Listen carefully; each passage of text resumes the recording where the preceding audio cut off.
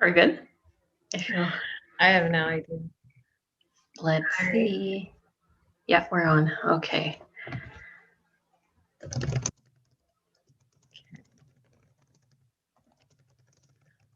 Okay. Hello, everyone. Welcome. Hi, everybody. I'm just going to share this to Facebook. Okay. Yes. Hi, everybody. Karen here.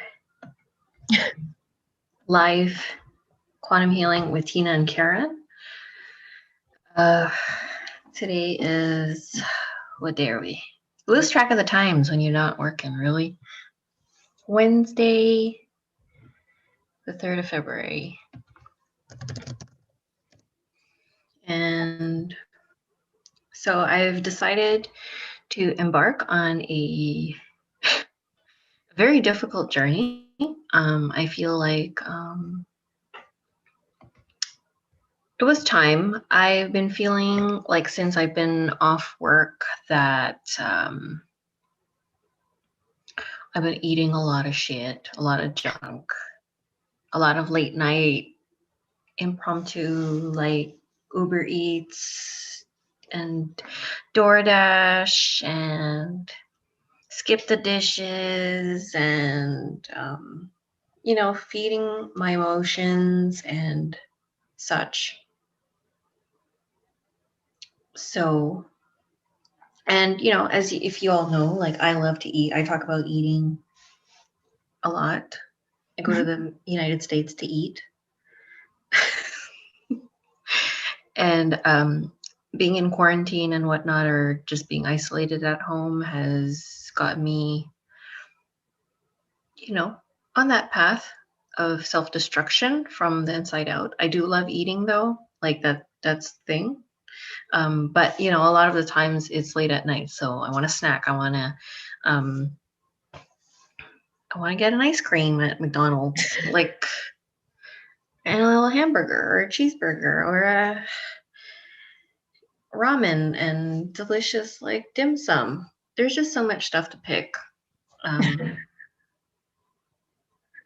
Anything goes with the palate, So I was hanging out with Tina yesterday on Zoom and on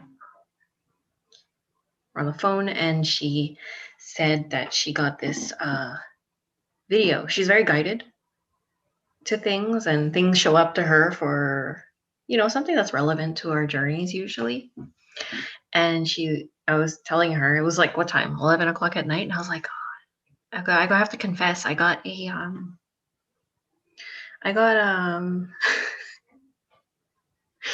a spicy chicken and French fries with gravy and cheese combo. And she's like, oh, I got that message for you. So I was like, what message? So she sends me this video, and what's it called? Hold on, I'll tell you.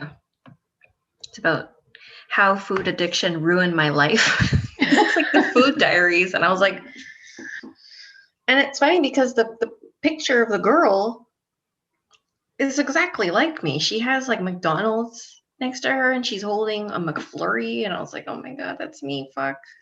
That's fucking me. So. Yeah, she's even Asian. And she's Asian. Like what? I'm not Asian though. I'm really white inside. But I love to eat. And I was trying to understand why I do it, apart from boredom, and boredom's a big one. And at nighttime, I'm binge watching Catfish on TV, and you just want a little snack. Yeah. Yeah. So that's where I'm at today. Yesterday I asked her to help me to figure out a plan. So I deleted all my apps from my folder that is called Foodie Goody. And yeah, I got celery and cucumbers and apples and fruit. So I was going to juice all day, which was pretty successful. I had watermelon for snacks. I just had one before we went on live. Um, but yeah, I certainly felt it today, like Celery, that. Oh, cucumber, this happens. apples. Sorry, loud. Yeah, I always feel like that need. I guess that's the addiction, right? That just wants that salt and that sweet and that flavor. And it's not like I'd be like those people that would order food at the drive-through and pretend like, in my minivan and pretend that they're, I'm feeding everybody in a car and it's really just for me. But I'm pretty sure the Uber drivers know who I am. I'm always ordering like it's a problem. And I did a calculation of how much I had just for the month of January. You Would you like did? to know Tell how us much? about it. Yeah, I would. I have accumulated probably close to $400 of food. No way. Yeah, Just from like ordering out? January. Yeah, January. Wow. Yeah. So I have a problem, and I had to admit that, and I'm feeling all the shame come out right now. But at the same time, I'm like, I need to purge it. I need to be honest with myself and not pretend I have a problem. So I'm dealing with it, so that way I can have much more healthier choices. And if I'm not saying like I don't want to hold on to this like I'm gonna juice forever. No, I don't want to hold that. It's just kind of like when I quit smoking. I don't want to say that it's forever. I'm just gonna do it every day, and if I don't think about it, I don't do it. You know. Yeah. So Yeah. so I'm there, not thinking about food. Well, I am thought about it, but it's not that impulsive. I mean, I used to be very impulsive, but I mean, I don't feel that impulse like I'm dying. Because like when I hold myself accountable, I take it seriously. And plus I have Tina here like trying to back me up to support me through it. So I feel at least, for that, it's not for nothing. It's not like I'm, doing eating bad stuff now. I mean, like trying to do something better for myself and my habits. So yeah, and I said I was gonna start doing exercises. We're gonna see how that goes. I'll let you know. That makes me nervous. I'm not an exerciser. I do like when I would go visit my mom and she would do like these, things on YouTube where she would do like the stepping exercises and the walking and, in place. And it's like half an hour long and I'm getting lactic acid in my legs and I'm like, can I take a break? I need to scratch my legs. I can't take it. And I'm getting schooled by a 7-year-old. Like my mom is there in her Chinese slippers, like doing really good. And I'm like, I want to scratch and I want to stop. And it's like, well, how much longer? And they're like 25 minutes. I go, we just did the Swift, like get the heart rate up. And I was like, oh my God, I'm dead. Yeah. So, my insides are old and I gotta start taking care of myself because, I want my kids to have a good, healthy mom, all around it, well-rounded mom. And always making improvements so I can make more space for good things. And so that you know, it's hard to beat addiction. Um, and feeling supported through it. I find that's really difficult, um, especially for something that I absolutely love. Like I love food. That's the problem. And I feel like I can't get through it. I have to stay home and isolate myself. So I am taking advantage of this isolation time so that I don't go anywhere. I don't know that we can anyway, but I can't go anywhere. I just really have to know I can do it. No, I just have to know that I can do it and hold myself accountable. You totally can do it. I mean, if you can quit smoking, you can beat the food addiction. The thing about food, though, is it's like, you can live without cigarettes, you can live without alcohol, you can live without um, drugs, that people get addicted to, or shopping, things like that. But um, food is something that's really integral to our beings. Like we need it to survive. So um, that one's really tricky, finding the balance there. And I really think it is all about balance and, um, not swinging too hard in one way or the other. Right. Like eating psychology is a whole thing on its own because it's such a um, complicated issue. Yes. So what do you feel like the root of your eating addiction is? Well, like I was telling you yesterday, I do feel that it makes me feel good. Like I love that. I guess that also the because of my what do you call it? My trauma stuff, my root trauma stuff is and my love language is togetherness and being with somebody, or like having that company, and food is really one of them. So I like that, I guess, that feeling, I guess the endorphins, I don't know, like, and the extra, what do you call it? The extra hormones. I don't know. I, because as a child, I wasn't like a finicky eater. I ate everything, but I didn't eat like, For I don't know. comfort. No, I ate because I loved it. I remember being like, oh my God, it's so good. It's so delicious. Like I especially love it when people cook and when they're so like proud to cook for you. Like I love eating that because you can taste that kind of like, the love that they put in it. Um, Yeah, well, there's so much distortion around our food too. It overexcites the brain. There's like the certain right. combination of fat and sugar and salt. I mean, these scientists work in these labs all the time. Like that's what their job is, to find out what that level is and to put it into the food. And so your brain gets this rush of whatever the hormones are, Mm-hmm. and so then it gets you stuck in that cycle of constantly looking for the next fix, right? That's one of the major issues in our society as a whole, is that our food is so unnatural, you know, and chemically processed and altered that it makes it really difficult. I think a lot of people have difficulties with food, you know? Yeah, I imagine. I mean, this is like, and also the people who are home. There's nothing else to do. Right.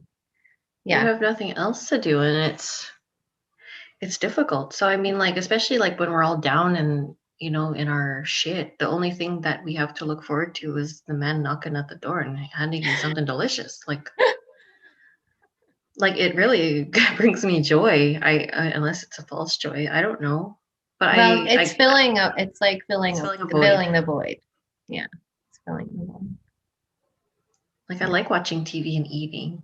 I don't know what better it is. I don't know. It's just like, well, I don't know. Yeah, it's a void. I think finding something to do in place of that might be helpful, you Like know? what? I don't know, meditating, Mm, exercise. yeah, I think I'm going the exercise route. I mean, I do my share of meditation. It's just like I don't want to do that all day. Like I don't want to not. No, I'll find something. I'll let you know. Well, I'll do it with you. We can exercise together. That's what I We was have saying. a Zoom meetup. Yeah, we should. It's actually really funny. Well, funny. I guess I'm pretty funny Yeah. because Julia laughs at me all the time. Yeah. So Karen asked me to pull cards for her surrounding her food addiction. So I did. And the first card I pulled was the revolutionary. Look, she's holding the torch. The revolutionary is asking you to challenge the status quo. Yeah. See the torch so that we can all put our marshmallows on it and make s'mores. That's it's a problem. Yeah, well, it's like with anything, it takes effort, it takes willpower, it takes time um, to reform those patterns that we've created, those habits that we've created. Yes. Yeah. Well, I did it before. Marshmallows. I know. I did it before when we went on like the vegetarianism, like veganish, like um whole food, blah blah blah route. I did pretty good for a while. And then temptation just got the best of me. Yeah. And I think that's where I need to really stand into that and stand my ground, and to not hold myself like, okay, because it's that guilt. Mm-hmm. Yeah. And me knowing that I'm racking up all this, like, losing money, like $400 a month on Uber Eats. Yeah. like, yeah, it's terrible. That's just Maybe me. if I you can imagine people who aren't conscious of it, Yeah. Maybe if you think about food in terms of energy and vibration, it'll be more helpful. If you think about the vibration you're putting in your body, and is that what you want to align with, you know? My ego is present and I'm like, yeah, I love barbecue sauce. Like, and yeah, and Lebanese food. you know? Yeah, no, I And understand. and also understanding that everything we put into our bodies, it's like is either hurting us or healing us as well. Yes, that's what helped me the first time. So I know that I have that in me. It's just that I've dug myself a deep, like, rabbit hole of like food problem, like dirty, fat food. So, um, yeah, Yeah. And I think you're also feeling called on a soul level to purify, you know, to cleanse and purify the body yeah. so that you can hold more light and activate your DNA. Well, my DNA is definitely activated with barbecue sauce.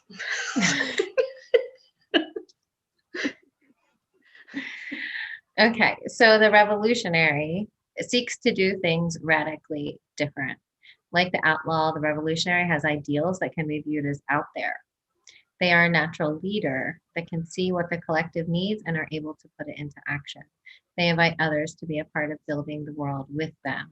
So this is also part of the theme in leading the way for the collective, like not just with food issues, but with everything, like we have to be the revolutionaries for the entire human collective and leading the way into creating what we do want, and not so much like bucking up against the system that's already in place that's crumbling anyway, but putting our focus and intention um, into what we want to create as a society, you know. Yeah. And yeah, it's like that trail blazing energy, you know, like holding that vision, knowing exactly what we want and holding that and blazing the trail towards that, and leading with integrity always, Yeah. and knowing that when you're doing this as a revolutionary, you're not always going to be accepted and loved. You're going to trigger a lot of people. Yeah, I know. Definitely. Mm-hmm. I know that's inevitable. I mean, if you're not of the path like everybody else, of course you're going to trigger somebody. It's Right. just different. Yeah. Just your own being. Who's here? No one? I don't know. Well, I Yeah. invited my friend Renee. Hopefully, Renee, are you here? Just with your own presence and your being alone, like you're going to trigger that reflection in others, because it's like coming up against their walls, right? And they're not Yeah, and willing. they have to question Right. themselves, their Right. reality. But yeah, I was thinking about like my path, my healing path that I've taken. So I had like my big depression thing in 2016. So I helped a lot of my mental health there. And 2017 was all about trust. 2018 was letting go of my stories, like the beginning of letting go of the stories, and embracing. I think by the end of 2018, it was like coming into, I guess, embracing the healer that I am. And I think that's when we started mediumship. Like, I guess when we started the sessions. Mm-hmm. 2019 was understanding the darkness and the like, or is it no? That's not true. That was 2020. 2020. It was 2019. 2019 was also more 2019 was more session work, like session work. Yeah. medium. Yeah. Yeah. More the medium stuff. 2020 was understanding the darkness. So understanding the light and then understanding the darkness and psychic attacks, angels and demons and such things, and learning how to like really getting to know our energy and trusting again. So it's coming back into trust. And then after that, now it's like, oh, and also 2020, apart from the shadow work. So dealing with my trauma, like trauma healing in my body was a big one. Mm. And then, yeah, now it's like digging deeper, going into addiction. Yeah. It's been quite the ride, right? Yes. Yeah. Yeah. So again, like it's always about balance, because like an unbalanced revolutionary can tilt to the side of, oppression and tyranny, that wanting and need for control. So always maintaining that balance and out of love, pushing the envelope, but also inviting others to do the same, seeking the truth and being fluid and flexible in how you find that truth. Yeah. So these two cards fell out together. One is called Big Bold Vision, number 15, the Scarab again, which came up, what was that, last night or the night before? Night before, I think. Very Just a couple nights Egyptian. before. Yeah, Yes. very Egyptian and Syrian feel to this card. And again, it's holding that vision that you want for yourself. So see, for you, seeing yourself as the sexy beast. As the sexy beast. Yeah. Free from fruit addiction. Yeah. Vibrant and healthy and eating raw organic food. Mm-hmm. Doesn't that sound amazing? Yeah. Yeah. Yeah. Okay, I'm getting there. Today's just day one, okay? But yeah, I'm holding that vision of myself where I need to align with. Yeah, because she's already there. It's just a matter of aligning with it. And I think what I had this like realization the other day, that we really don't create, like when we think of ourselves as creators, like we don't actually have to like start at scratch and create that thing. It's already there. It's already there. Like we just have to align with it. And it's just a matter of like coming into the vibration where we align with it and doing all the things along the way, breaking through those patterns and that programming and conditioning that not only has been forced upon us, but that we've created ourselves as well. Yes. Yeah. There's so many versions of yourself that exist in this time, that you can become anything. It's just you have to align with it and match your vibration to it. Yeah, because you have that person already exists on another timeline. Like you have to create your timeline.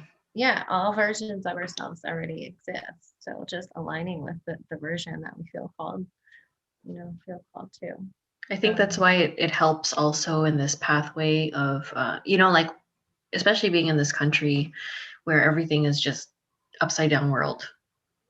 Like a lot of that information is coming out. I love that a lot of people are starting to question it. A lot of people are starting to stand up and give information, teaching and educating others where we were taken, like our rights were taken away. But it's like holding that vision that we know that all this shit has to happen because we've lived in this backwards world for how long now?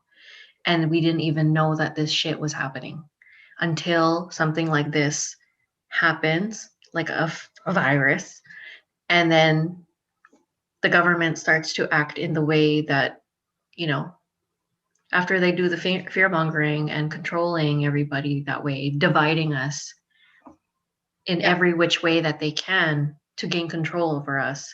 They want us to break down that way because like we always know that we're like divide and conquer, right? And they're just keep dividing Right. until we can't even stand up anymore for ourselves. But I think everybody needs to stand and learn and accept, or at least have that openness to accept that the reality is not what they thought it was anymore. Like it's everything that we have known in this matrix is crumbling to the ground, and we have to accept that we are the sole creators of this new world. And we have to take all these fuckers down. Like that's just what it is. By standing up and becoming a sovereign being. Right. Becoming, standing into your power, not looking for a savior. Jesus ain't coming down on a shell. Like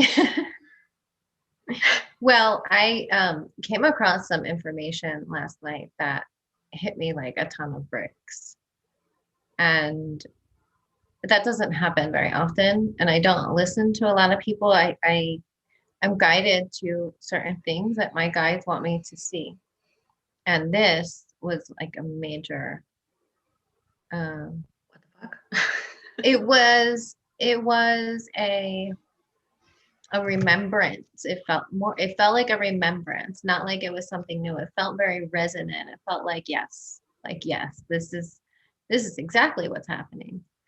And what he was saying was that the Galactic Federation, a lot of people have contact with the Galactic Federation. A lot of people channel them. A lot of people talk about them like there's some divine spirit beings or beings of light. And they're not. They're just people like you and I who come from other planets in the universe. Yes, do they hold a higher consciousness than us? Yes, they hold at least a fifth dimensional consciousness. And they look at us as if we are children, because we are. We're children. That's how I feel people are treating us even. Like when I was telling you about my Facebook post and how the administrators are removing the comments. Like you can't comment. No one even had the chance to even comment. They removed that right. And I'm like, what are you doing? I think people have a right to express their concern or have questions so that we could lead them in the right direction to I don't know, like just feel a little bit of empowerment and something where they feel they could have some control. Right. In case it happens to them, especially if it happens to them. And no, they remove the commentary. And I'm like, what is that shit? I go, aren't we not adults here? Like who are just trying to help? I understand like there's going to be some trolls, but I mean like have some discernment. Like you don't have to play into the trolls. Right. We're helping people who don't feel empowered. Right. That's the point. And I feel like these people are just trying to keep us small and keeping us victimized. That's like the goal of this group. So I'm getting very turned off by it, Right. And so that feeling right there, that feeling and what they're doing is actually coming down from the Galactic Federation.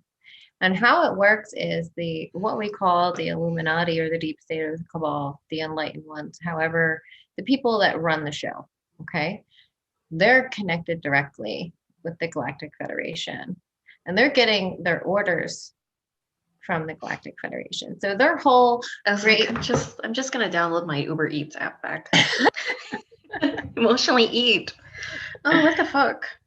so their whole thing, because we can't evolve to a 5D consciousness unless we stand up for ourselves and become the sovereign beings that we are. We just don't know and understand that we are, right? And so it's like the Illuminati are proving to the Galactic Federation that we're not ready yet. Like they're just showing them, like, look at these stupid humans walking around with masks on. Right. I agree. I have that same opinion too. So that's why, you know, they don't intervene, because they're like, look at these people. Yeah, they're so fucking dumb. They are children. They are children. We are children. Like, the people don't understand their sovereignty. You don't have to fight against the government. If everybody just stopped wearing the mask today, nobody would have to protest. What are they going to do? What are they going to do? You have way too many people in fear that they would never fucking do that. That's the thing. Exactly. You've already planted that little fear seed. You get the fear seed, it's like that is a huge mountain right there that So, people cannot get over. right. And so the great reset that they have planned. So what he was also saying was like the great reset, as far as, they're ushering in the whole vegan thing and the sustainability and this and that. He said that they're working with the Galactic Federation because they're like, you have to stop killing animals, in the way that you are. So they're pretty much just taking orders from them and like putting out this plan, and then seeing amongst the population who really is awake and who really is going to stand in their sovereignty and claim their God-given rights, and then create their own community, their own country, their own whatever, you know. And that felt very true to me, because it wasn't the first time I've heard information like that come through about the Federation. They're not these like benevolent beings that people talk about. And in fact, none of the channelings that I've ever heard of them have come true. Right. None. They're always talking, something big's going to happen. You just wait, blah, blah, blah. Like they're feeding into that whole narrative where they have humanity waiting on something to happen instead of doing it themselves. Right. Just waiting and waiting and waiting. Yeah. It's pretty wild. That is pretty wild. So the way that I imagined it, like how people are just going to make their own little places now. I see that going still in the direction that we're at now. Like it's gonna roll that way in time. Mm-hmm. There's always gonna be one jerk off that's gonna be like, okay, I'm the man. Like no one's healing their shit, like so Right. you're just bringing all your wounding and all your trauma into this world by spiritually bypassing it because you're getting information by that's what that's what I'm worried about when we talk about like creating our own communities. Like, who are these people? Have they really healed, or are they just bringing all of their crap in with them? And is it going to end up like what happened in Portland, with the taking over the city or whatever? Like, there's so much ego on this planet that it's I don't know what it's going to take. I don't know what's going to happen, but yeah, like all we can do is just hold a vision of the highest outcome and take the small steps into creating what we want, organizing with people that we trust and feel called to. Mm-hmm. Yeah, that I definitely don't try. I haven't felt any trust for the Galactic Federation. Like, they're definitely not here to save us.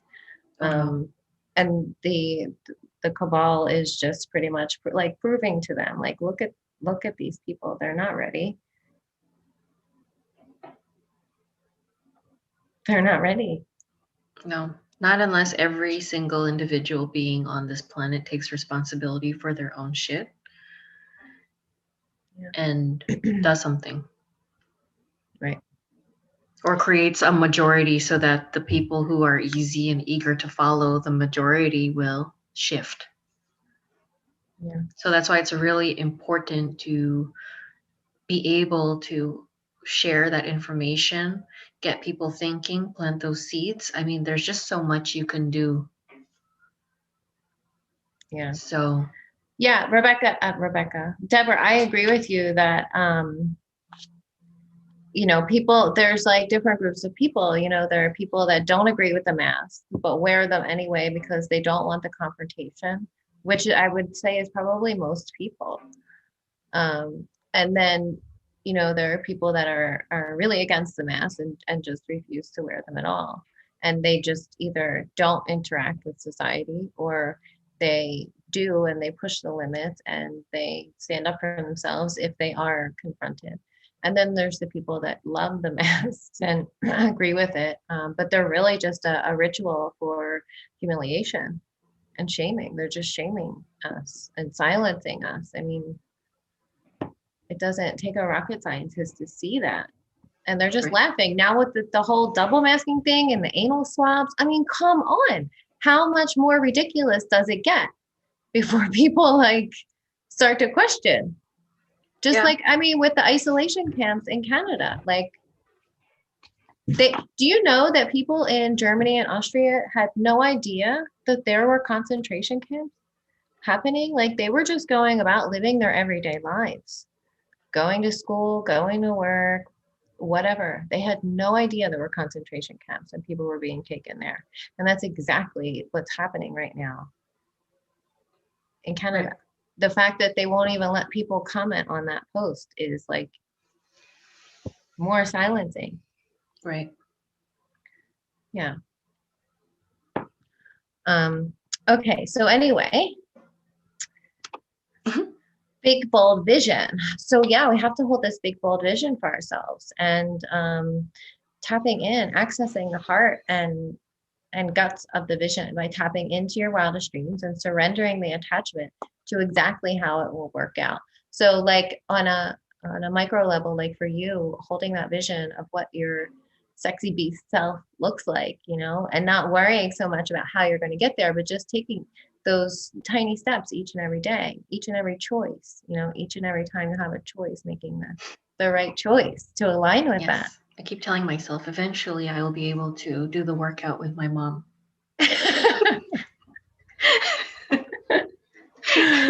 That's hilarious. I want to do the workout with you and your mom. You call me. Yeah, we should do it via Zoom and then share the screen and do it on YouTube.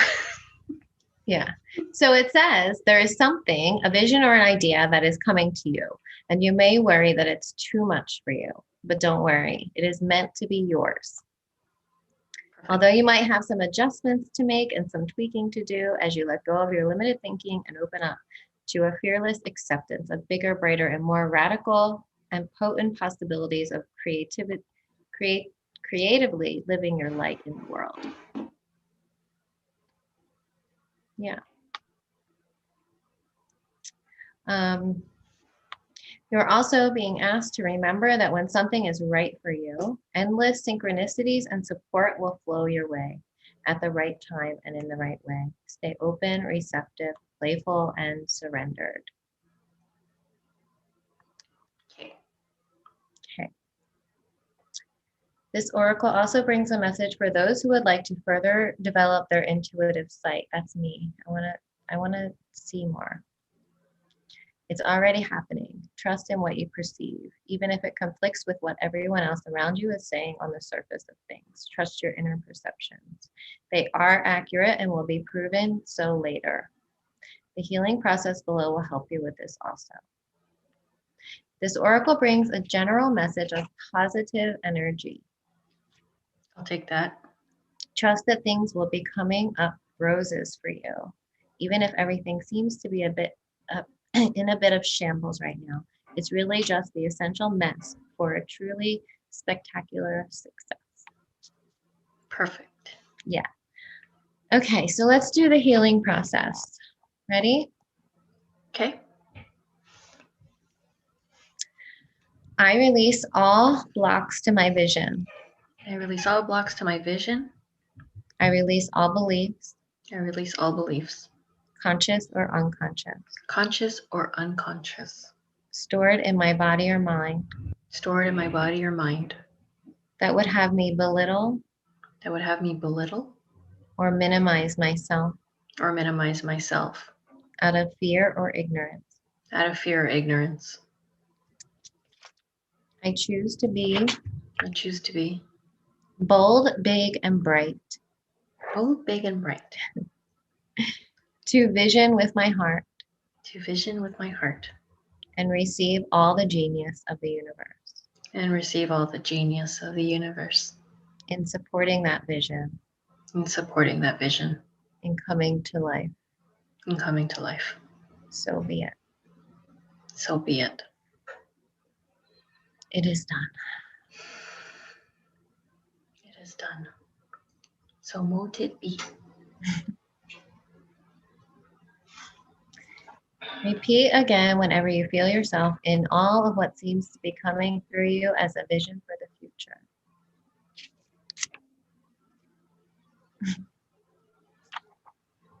Could be anything. Sexy beast. Sexy beast. Stay tuned. Okay, so what's Deborah saying? Good luck with mom. Mine is a little slow on the uptake. She just doesn't understand it all.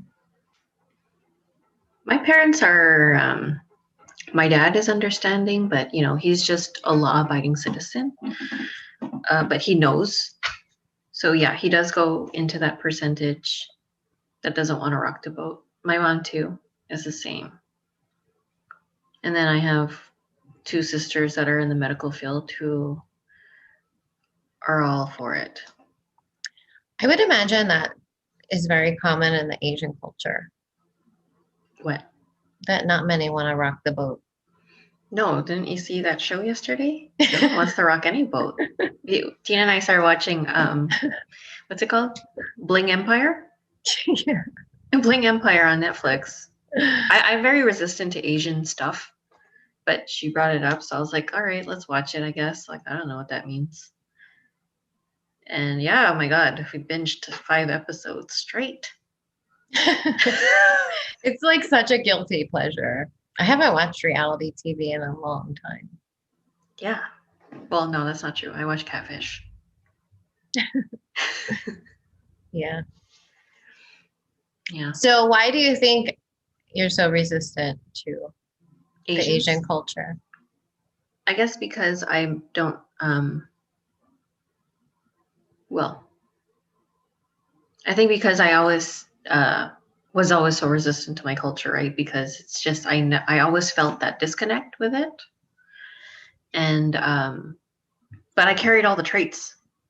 I Right. carried all the traits, So of course, I think what was that part of me, the true self, or maybe not. I don't know. Maybe you could help me with this. The true self that was seeing the mirror image of the stuff that I had inside, but had to show another way so that I could get out of that paradigm, right? Yeah. Does that make sense? Mm-hmm. Yeah. So I didn't resonate with any of that, that pride and how everyone's just like, oh, especially this is what I don't get, especially Filipinos, and they're like, oh yeah, I can't wait to go back home. When they say I'm going back home, that means they're going to the Philippines. But they're all born here. How's that home? I don't understand. That's just a little thing. I just never felt. I mean, like when I would hear those things as a kid, I would also be like, you were born here in Montreal. What does that mean? What that? But and that kind of like pride, okay, that Filipino pride, but then they would hate on each other and gossip on each other all the time. What? So like the hypocrisy. Yeah, I resisted that kind of hypocrisy. I didn't want to be, I guess I was trying so hard not to be that because it didn't make sense to me.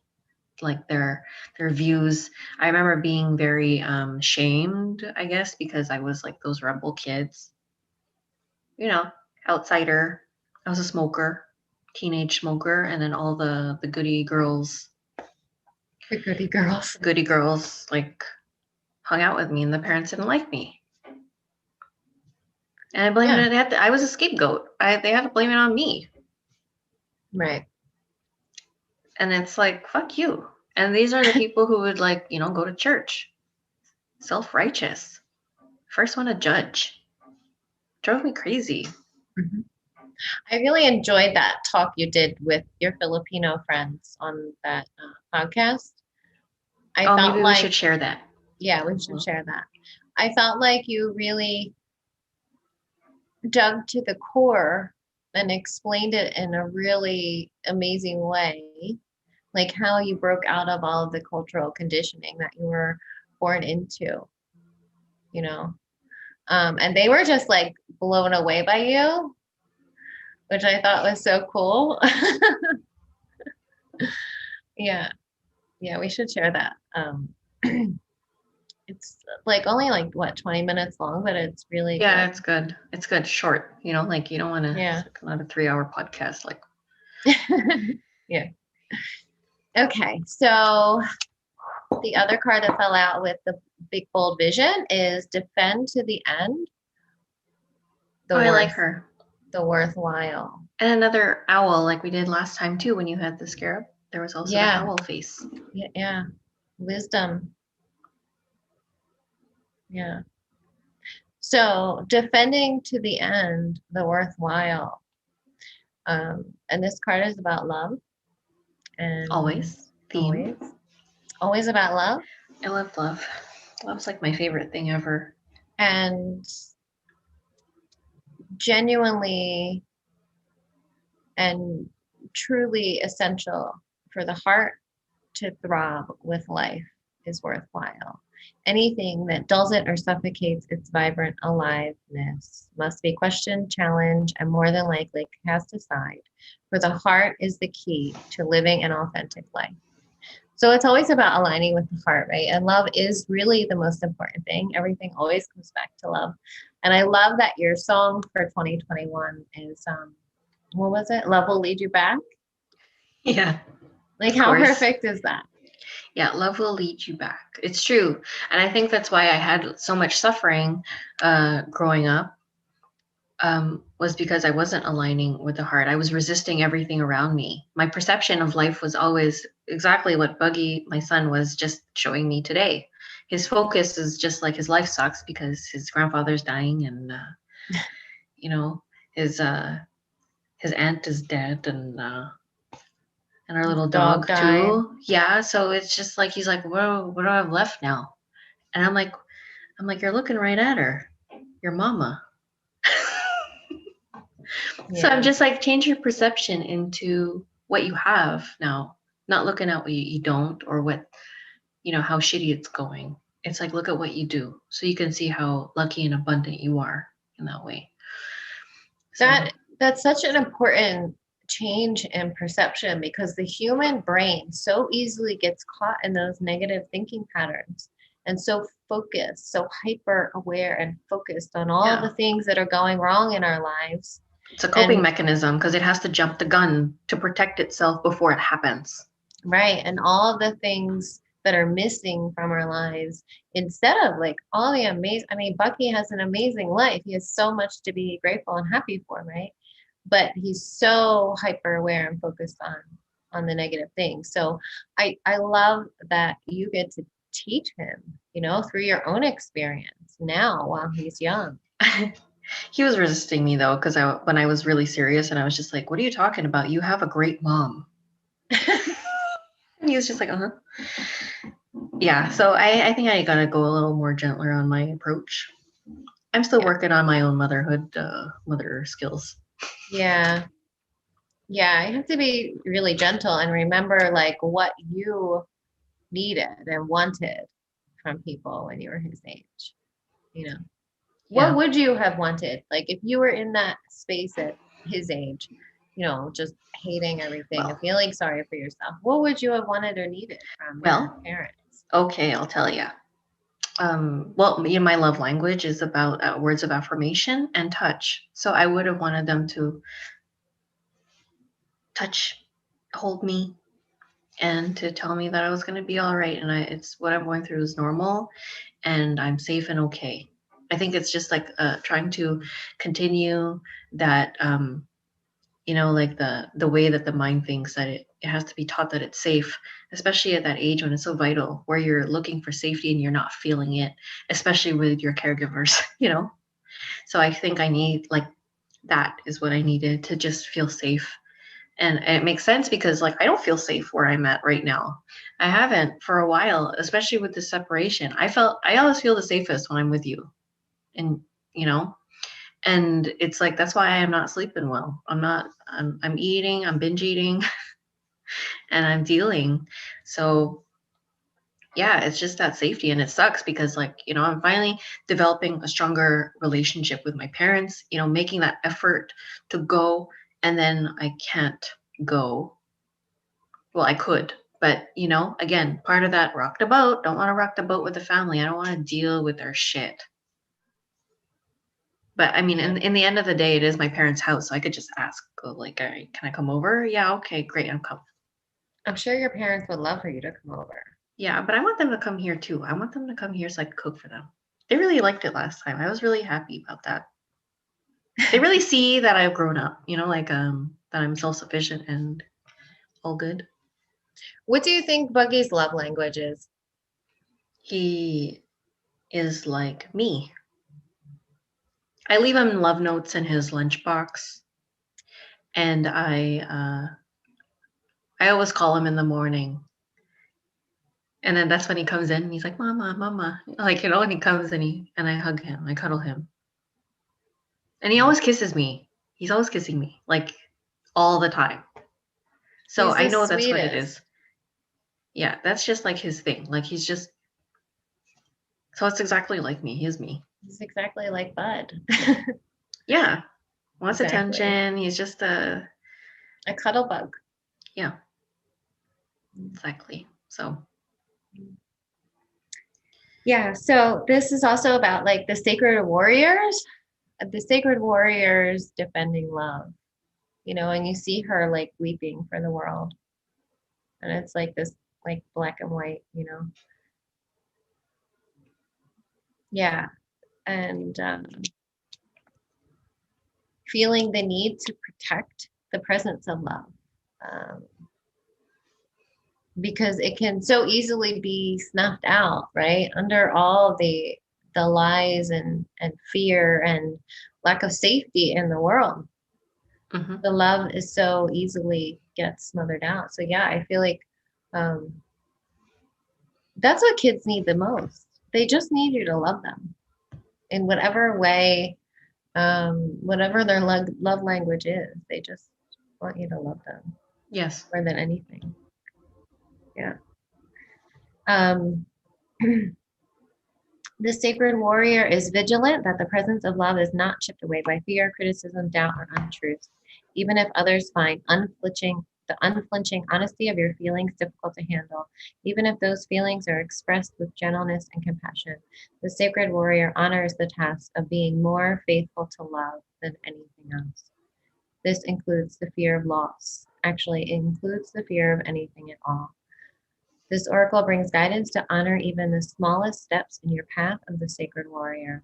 They are no less important than the more noticeable or dramatic actions. Yeah. Being vigilant with what is meaningful and truthful.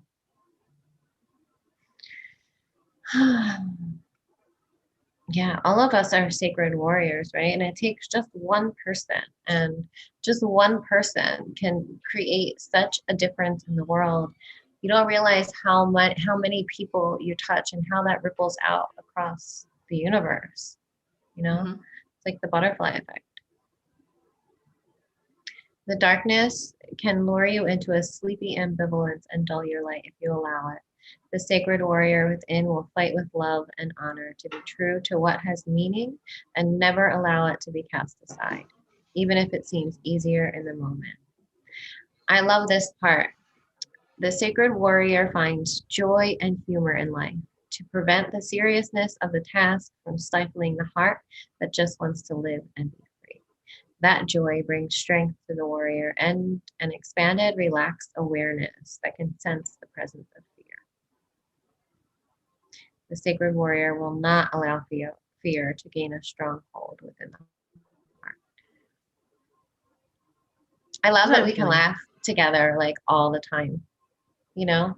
And I love how the Light Council popped into our session last night to bring that laughter. Yeah, so loud. But so like, yeah, because like when I heard it back, I was laughing because I'm like, oh my God, the Light Council voice versus my ego's voice is so different. Like the ego's voice is very sounds like a pubescent child. Like it's gonna like go through puberty. Yeah, yeah, it is. Yeah, it's funny. It's funny, like, because you're in hypnosis a lot, it's funny, like, seeing the different energies come through you and how that manifests in the physical. Yes. Hi, Joey. Pac-Man. Hi, Joey. Um, okay, so healing process. Everybody ready? I call upon the sacred warriors I call upon the sacred warriors of unconditional love. of unconditional love. I ask for your support, I ask for your support, protection, protection, assistance, assistance, and intervention and intervention on my behalf on my behalf through unconditional love. through unconditional love.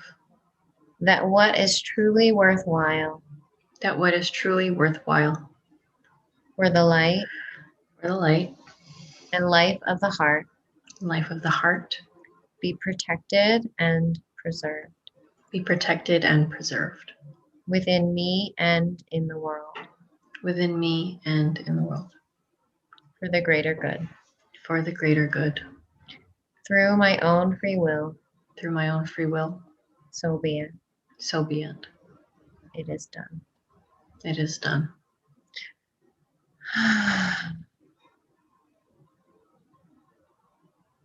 Yeah. Wonderful. I feel lighter, probably because I Yeah. didn't eat any fat today. No, for real, like physically, feel lighter. Yeah, Mm-hmm. that's good. Anybody else want a card? Let me know. I'll pull a couple for the collective. Pick a deck. What deck do you want? Let's see what E has to say. Okay.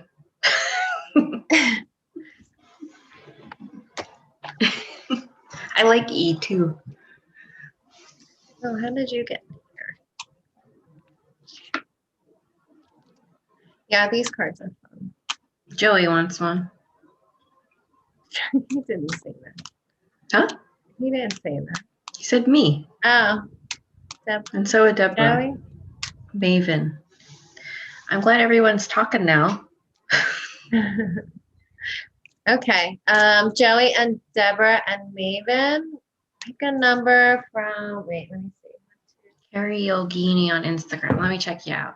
9, 10, 11, 12. Pick a number between 1 and 12. Oh, yeah, I think I follow you, right? Let Yeah. me see.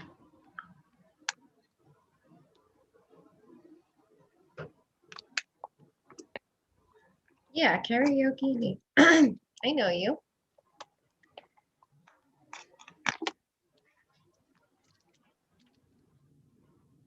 I'm following you right now.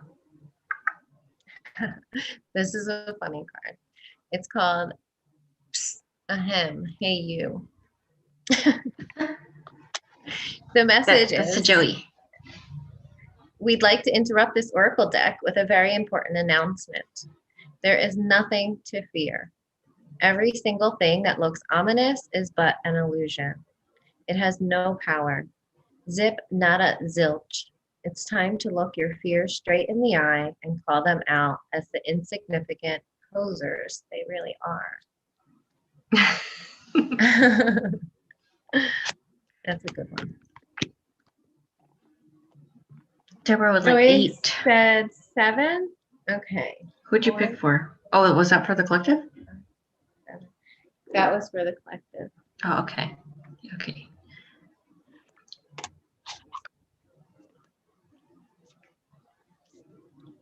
Joey, you picked this deck, the Wild Offering. Hi, Paige. Hi, Paige.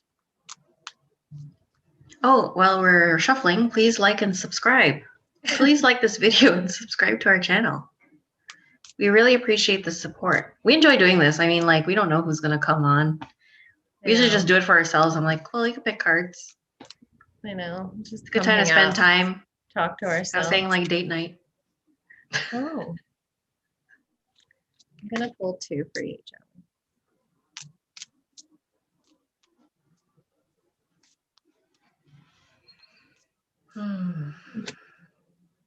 Oh, beautiful cards. Self-love and self-acceptance. I feel that's like a theme. I feel everybody needs to come to this place of self-love and self-acceptance. Yeah. That way we can all get over all this shit that's happening. Because then it's like you don't have to depend on anything outside of yourself to save you. You are going to, again, change that perception. Yeah. Yeah, I feel like self-love is like a really overused thing these days. Like, how do you love yourself, right? And people ask that question all the time. And it's like, you love yourself by honoring yourself, by honoring your truth, by not doing things that go against your inner resonance, that you don't vibrate with, that make you feel bad or guilty or fearful, and just continuing to honor yourself, even if it takes like baby steps, right? And so this card says, show me how to love myself. So it's like a prayer. Show me how to love myself. Show me how to take care of my inner child. Show me how to be kind to myself within. When you step into self-forgiveness, so much can change on the outside.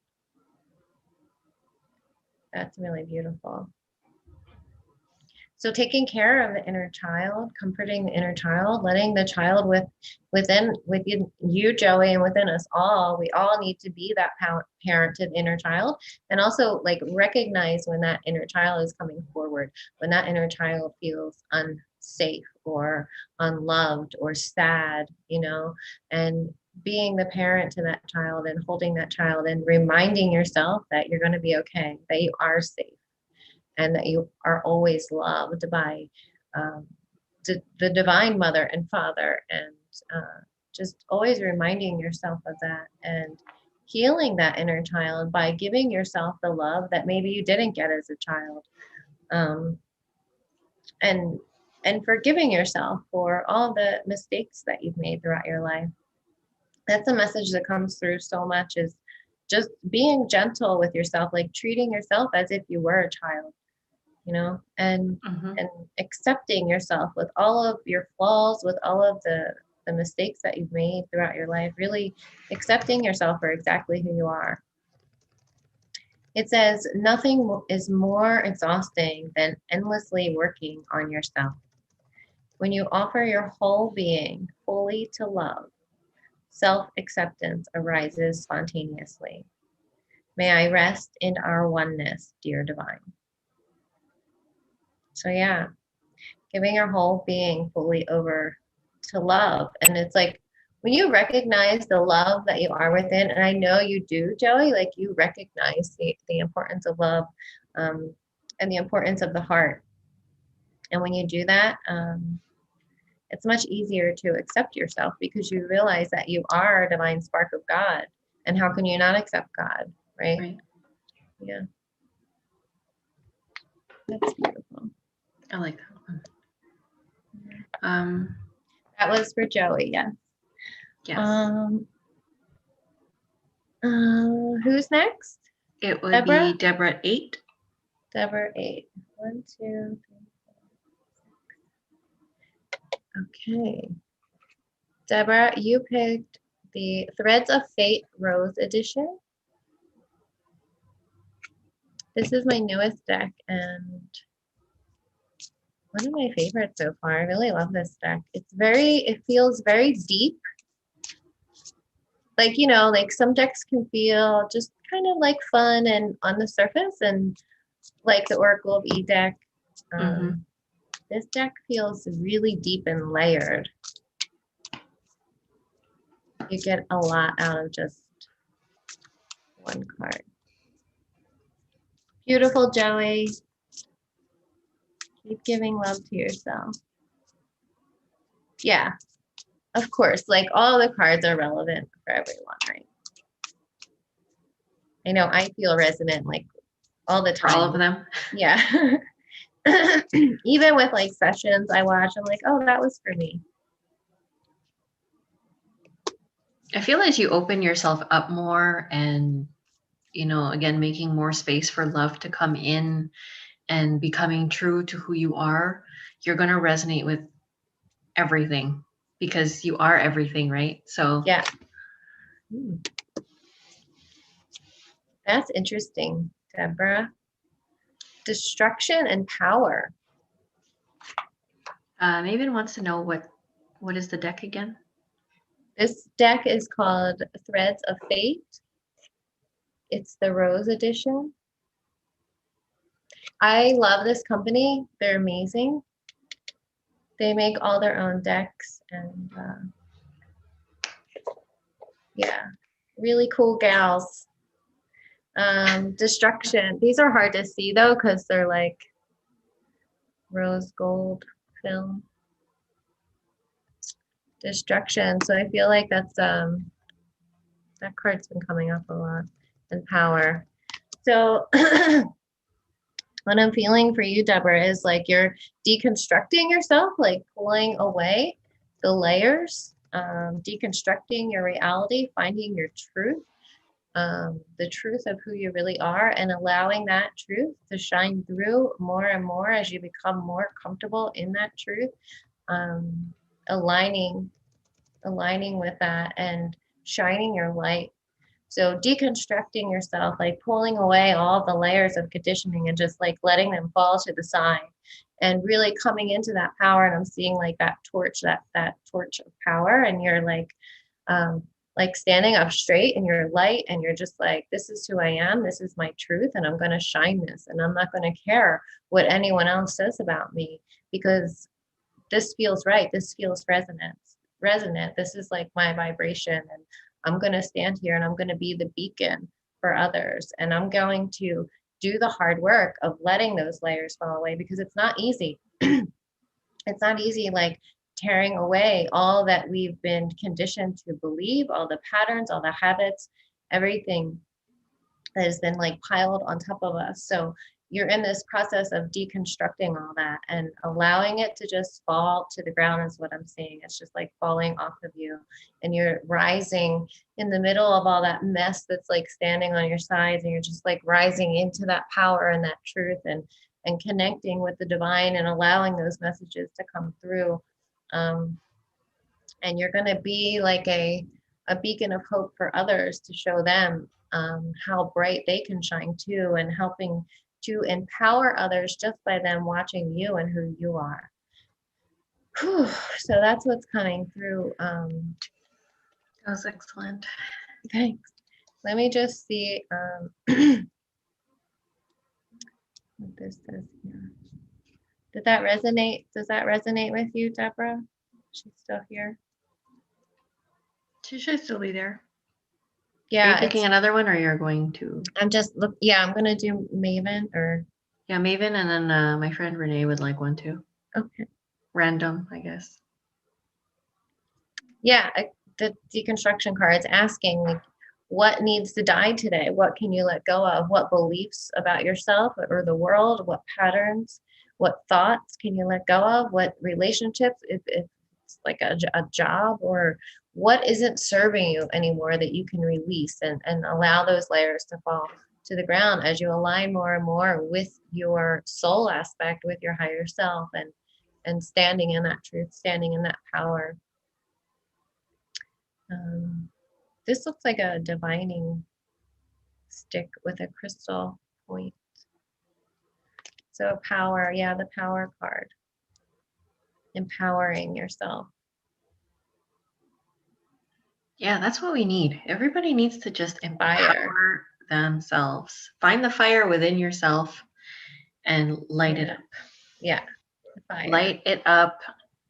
Yeah. Be the way shower. You are a light worker, a light warrior. Be the example. People do not feel empowered enough, which is why they don't feel that they can lead or show the way, which is why we need the people who have the balls to do it, to share the information so that we can be the lighthouse for the ones that, are kind of like on the fence and scared to do it, to give them the okay, like, you can do it. Well, yeah, and that's why we're here doing this. Like, it's not in our nature, Karen and I, it's not in our nature to put ourselves out in front of people. Like, we very much rather be hiding. Yeah, and eating. But we recognize our soul calls us and pulls us to do this because we might touch that one person and empower them to do it too, and it creates that ripple effect. It's not easy to put yourself out there. It's not easy standing in your truth and your power despite the world that tells you to do the opposite, to stay small and stay hidden. I'm glad you've got big balls, Maven. Good. Great. I celebrate the balls. So, Deborah is calling you, or whoever wants to really work with the element of fire and power. It's calling you to work with the bear energy, the California poppy, and citrine. So those are 3 energies. You don't even need to have them physically. You can just call on the energy to work with them, to focus more on power and the solar plexus, right? Citrine's going to work with the solar plexus. So it says to sit or lay quietly for a moment, focus on your breath. Begin to bring awareness to the solar plexus.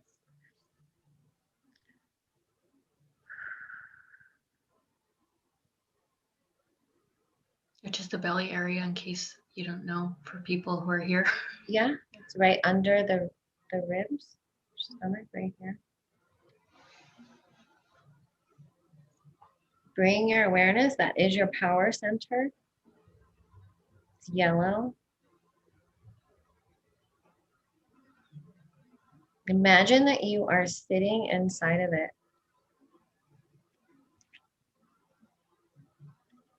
How does it feel? I feel very steady, like you feel like you need to be,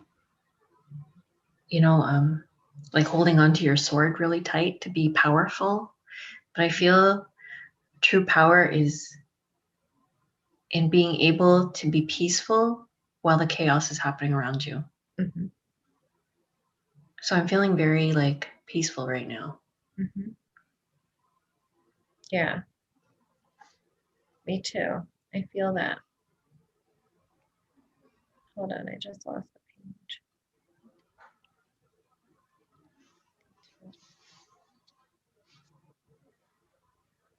Yeah, so just sitting in there and breathing and connecting with your power. Do you feel lots of energy here, or does it feel stagnant? I actually feel a pretty decent flow. I feel it like it's just flowing like with the chakra turning. The power center can get really dense and clogged up. So if you're feeling that density, just imagine light coming through your crown Open up the crown, have the intention to open the crown. Allow that light to come down through your channel, through your chakras, into your solar plexus. And that light will start to purify the solar plexus and push that density down your chakras, down your legs. Open up your feet and allow it. Allow your roots to grow out of your feet and push that density down through your roots.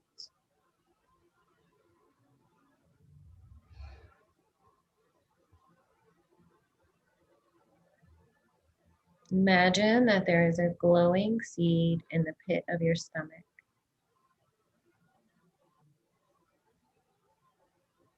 The seed is your power. And imagine holding it and watching it grow.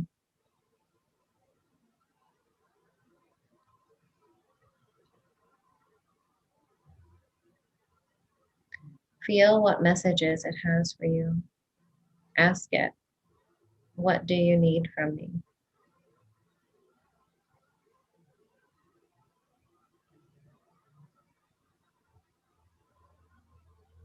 I heard my seed say you just need to really trust it. Trust the process, trust where you're at, trust that everything is going to be okay. Trust that it's going to get you're going to see a lot of difficult things like in the path.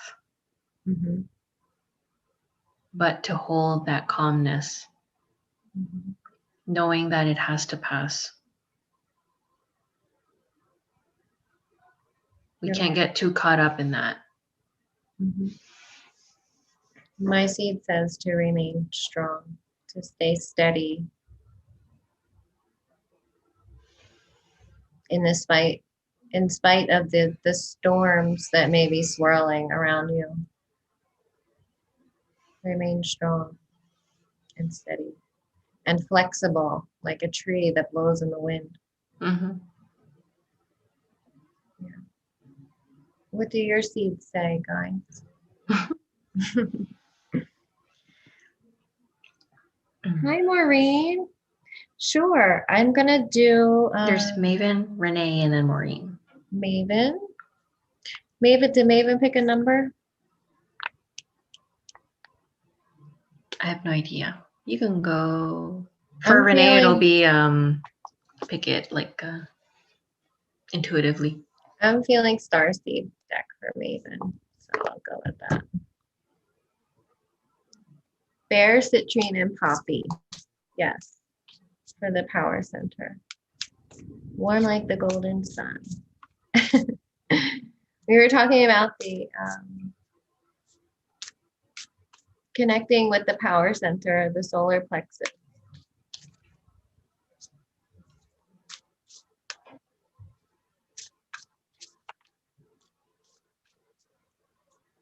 Oh, she picked 11. Did that pull resonate with you? Well, I think that this actually is 11. She picked the deck I pulled for her. Yeah. Wow. That's so cool. There you go. See? Perfect. Let me connect her. So is your name Carrie or Maven? Yogini.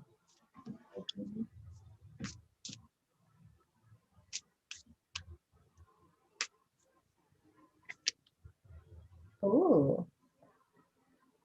The 7 Star Sisters. Oh, that's the Pleiades. The Pleiades. Wow.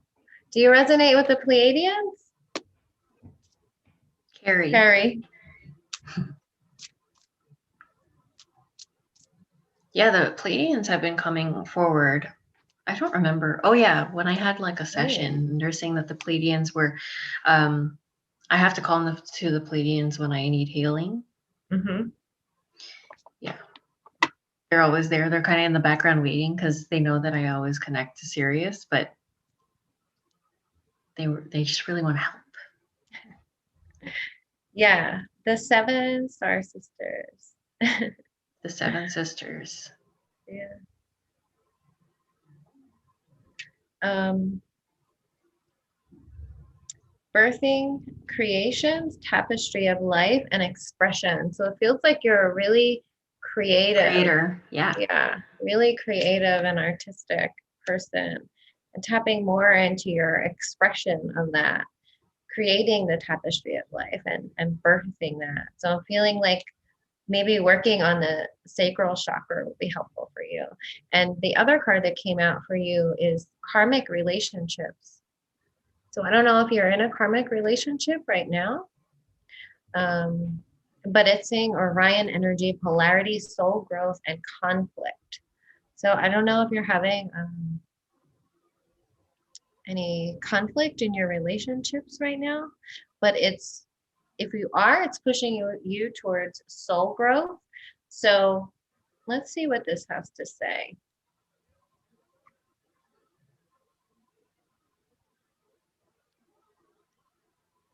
Hi, Serena. Serena, hi. I'm glad sorry, a lot of I people are can't. here. A, B, C, D, E, F, G. I can't spell. Karmic relationship. So the Orion energy of this card is, Orion is thought by many to have been a place of great polarity and eventual unity. Some believe that many starseeds who are a part of this cosmic history are incarnate on Earth now and are playing out karmic relationships from Orion times. Perhaps you're one of them. Polarity causes conflict and highlights separation. However, because of this, conflict can also result in unity and growth. Too many misunderstandings are caused when we don't open our heart and mind and see things from a different point of view. So it's calling you to see things from a higher perspective. And what positivity can you get out of the challenges that you're having? When we go into reactive second guessing mode, instead of gathering the courage to open our hearts, we should admit that we may have reacted because of our own woundings and then find mutual ground with that person in that relationship. We're all innocent children looking to be seen, understood, and cherished. It's much harder to grow closer through conflict than it is to grow further apart. And yet, that's the invitation of conflict. It's easy to react and take things personally. It's more challenging to see the innocence of all involved and find a way to grow closer through that conflict. It's through relationships that we grow the most. Indeed. Yeah, so true. Yeah. Most of my growth has been through relationships, and it can be really hard. But even when you are going through those karmic relationships, when you can see it from a higher perspective and look down and understand why you're going through that relationship. So it might be teaching you, to find your power, to find your strength, to learn how to speak your truth, to create boundaries. Find your voice. Yeah. Yeah, to find your voice. Those relationships. You're naming all of mine. And mine too. And those relationships can teach you the most about yourself. So finding the positivity and the innocence of all involved, right? Because also remembering that before we came down here, we made these contracts with people, especially these karmic contracts for them to show us what we need to learn. So, while not accepting less than you deserve ever, also understanding that these people agreed to come and teach you something, and sometimes it's even to their own detriment, because their soul doesn't get to expand and evolve in a way that it could otherwise. Sometimes they come in just to teach us things. People that love us the most do that. So it's asking, which relationships do you find the most challenging, and how can you see things from a different perspective? Are you being called to allow growth through the conflict? And then the Pleiades, I feel like the Pleiades is like sweeping in to bring that softer energy to you, to bring this like healing energy to say you can heal from this. We're and here. You can create And after this destruction. Yeah. and to use that as a fuel for your creativity, to let that like come through you in a way that's going to like make this beautiful tapestry and creation. And how can you weave that those soul lessons through your life and alchemize them into something more beautiful, right? To use that creative expression and that energy even to help others. Yeah. Yeah. Did that resonate with you at all, dear Carrie?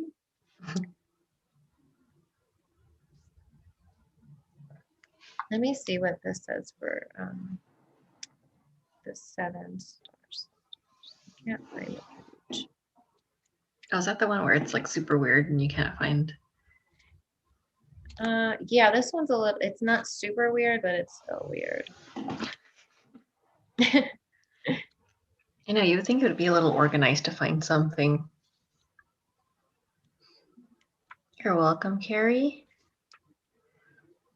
New creations that want to be born.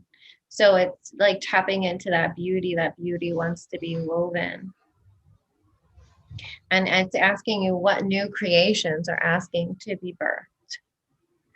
And tapping into that Pleiadian energy and bringing that down, because they're obviously here. They want to work with you. They want to help you create.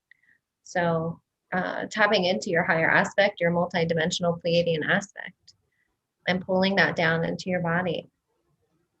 Just having the intention to do so.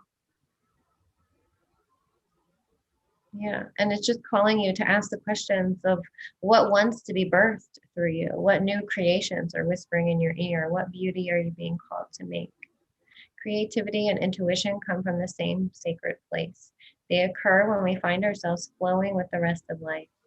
Earth is renowned as a planet of manifestation and creativity, and yet so many of us have forgotten how to create. Somewhere along the way, we stopped seeing ourselves as artists, as creatives, as poets.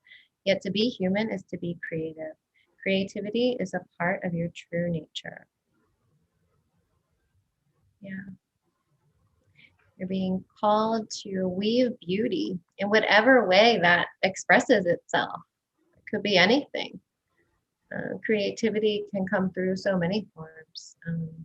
Whatever way that you feel called to express that. Yeah.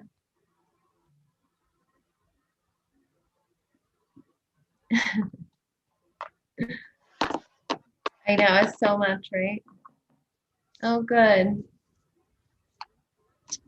Thanks, Joey. Okay, who's next? Renee. Thanks for receiving that, Carrie. Renee, what did she pick? And any number? I'll go intuitively. Well, the first deck that popped into my mind was Sacred Rebels. Oh, that is exactly who she is. Really? Yeah. Rebel. Yes, absolutely. Let's see. She'd be like with us, like in the, in the girls' bathroom smoking a cigarette, like that.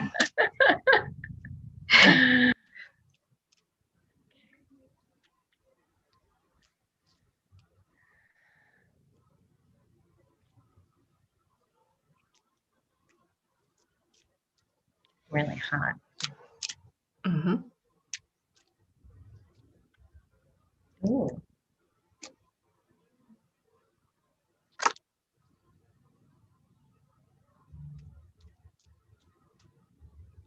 I love Sacred Rebel deck. That's for me too. Tina got that deck for me. I know, I love that deck. So I pulled number 9. What do you feel? Yeah, I was just thinking like, about a lemon. Yeah. Yeah, she's hanging out in her like half of her schoolgirl outfit in the bathroom. With her cigarette. Number 9.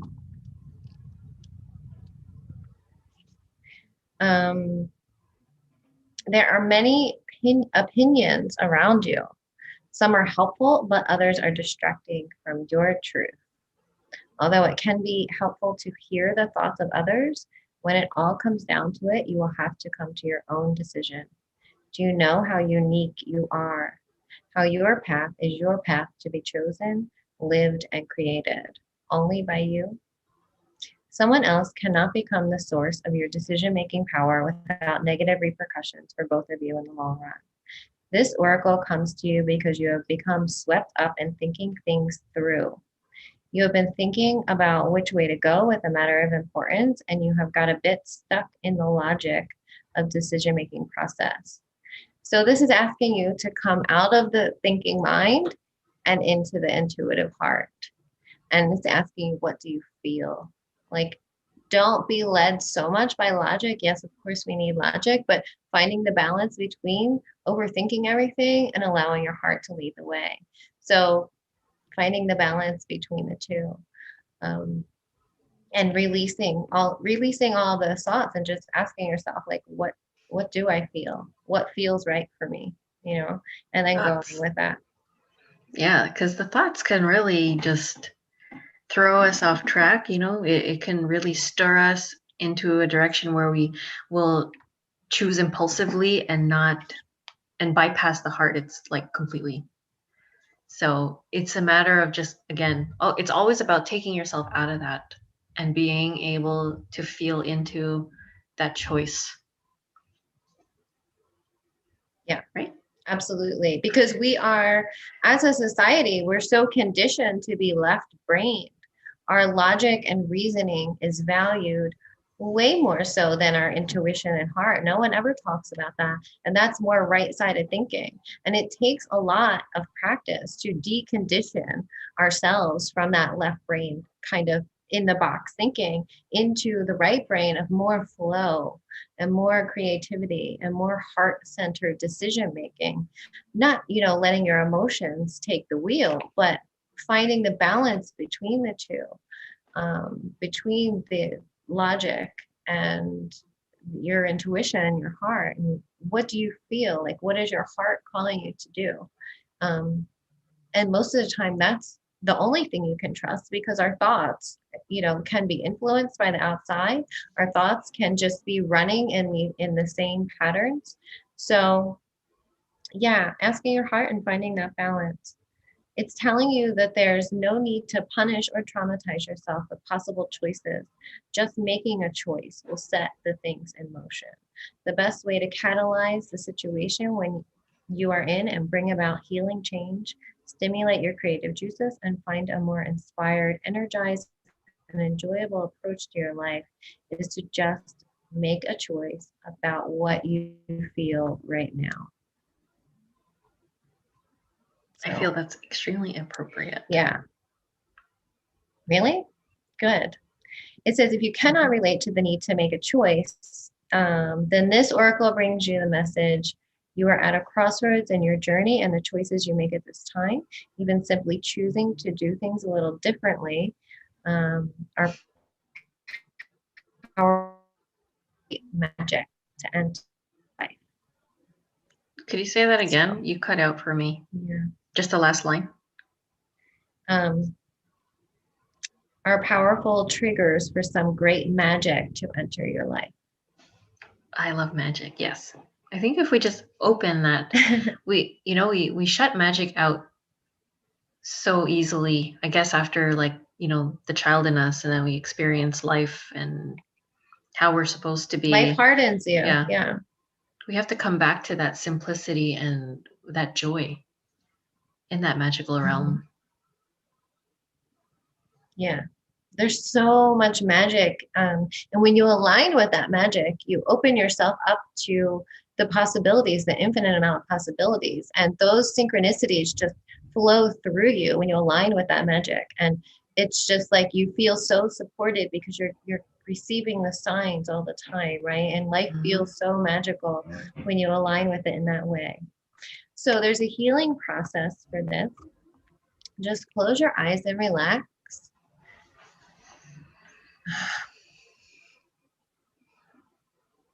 And imagine, rest your palms facing up. like this, on your lap. And just imagine that you have a ball of light in each hand.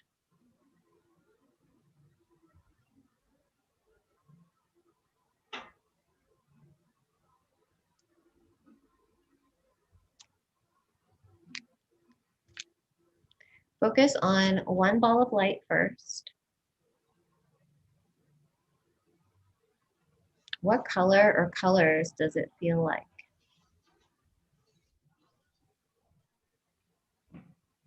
I feel blue. Do you have your balls?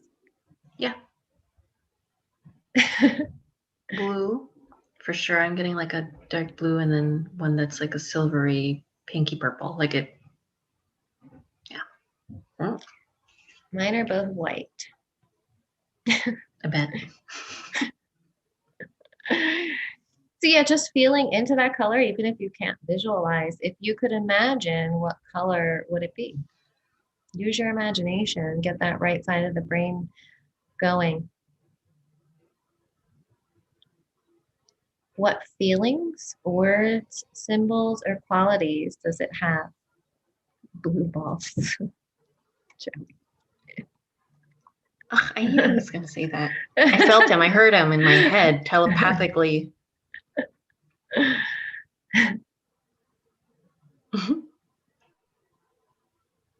What feelings do your balls have? Many jokes.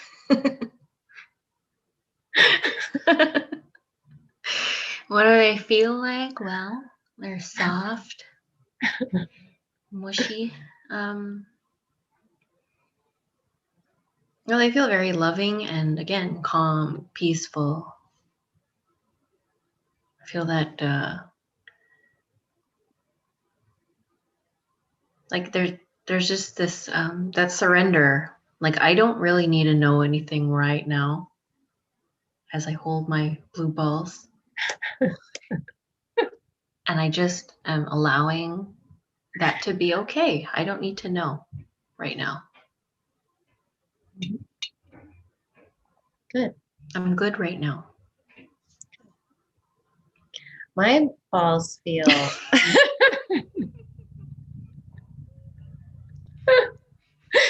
Joey. Stop talking, Joey. my balls feel excited. I bet. Like electric. Like Electric balls. joyful. Joyful balls. Joyful blue, joyful white balls. Yeah. I see what symbols, what words do your balls have? Joy and freedom. Freedom balls. Beautiful. They're loose. Mine have love, healing,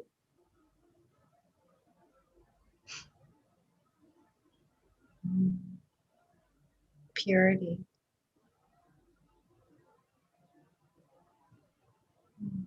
Things that we don't usually associate with balls.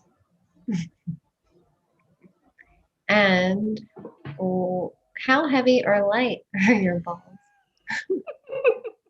This is so like, I feel like this is absolutely 5-year-old? like Renee. This is Renee. Well, I mean, like I could see her having a sense of humor like this, where it's just like, you know. Is she that. watching? Is she here? She's watching, but she's not logged on, so she messaged me on Facebook to pick a card for her. Did she resonate with any of them? I don't know. I guess we'll get feedback after. Okay. How heavy? Sorry, did you say heavy? How heavy is your balls? Then I feel light. Yeah. Light balls. I don't feel that heavy. Like what? My left one's like heavier than the right. They feel equally light. What do you feel about that? I feel that they are. I don't feel any separation from it. It just feels like a natural state of being. Good. Do you like that? What? Your balls? Yes. Let Okay. them boys loose. That's what Joey said. Joey, I can't. Electric happy. Yes.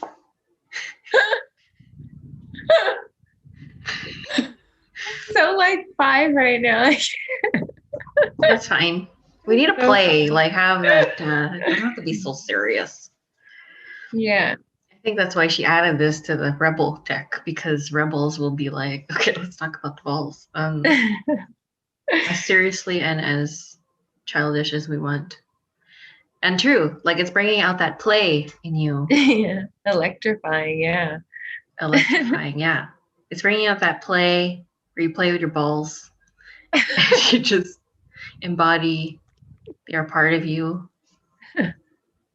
Okay. So,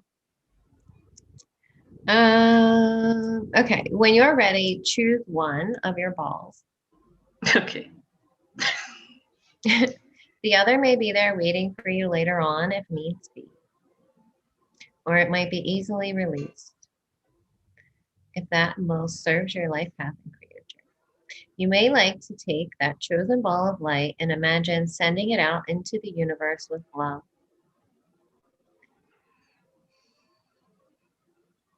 So just imagine choosing one of your balls of light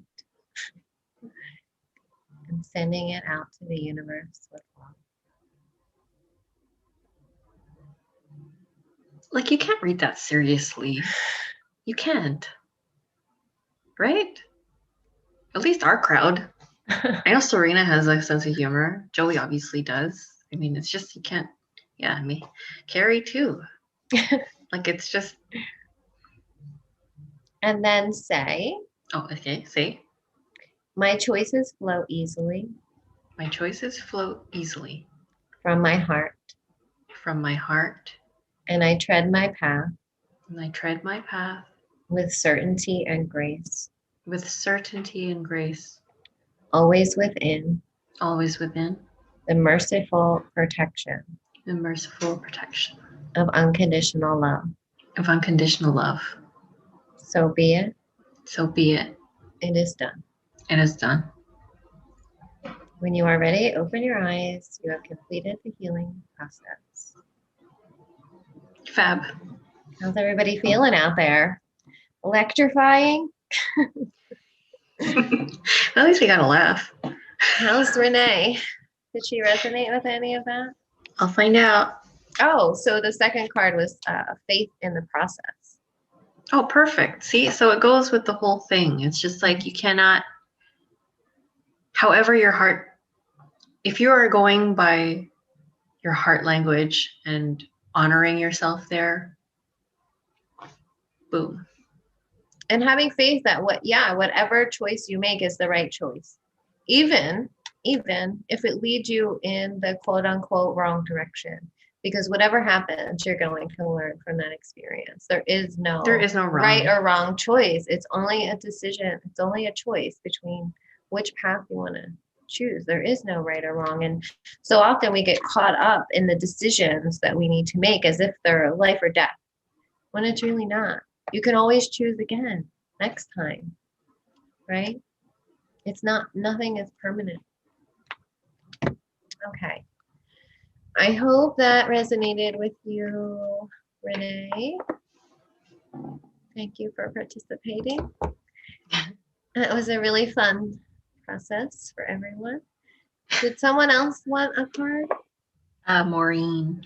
Oh, Maureen. Did she pick a number? I don't know. Okay. Just to go intuitively. I always feel Kuan Yin for Maureen. I'm always drawn to that. You do Kuan Yin? Divine feminine. Yeah. Creative energy.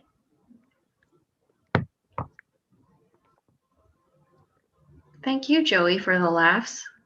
I'm just seeing like yellow laughing emojis all the way down the chat. And it's true, like even in these hard times, we need to be able to laugh. Absolutely. We need to raise our So vibration. important because it raises your vibration like instantly, right? It brings you to the present. Mm-hmm. It makes Yeah. you like forget for a moment that we aren't in a shitty place or whatever. Well, I guess she wanted to be your card, Maureen. She fell right out. Blessings of the Moon Maiden. Ooh. She's beautiful. It feels like very divine, feminine, intuition, creative. Oh, yeah, Maureen is a creative, Mm-hmm. super creative.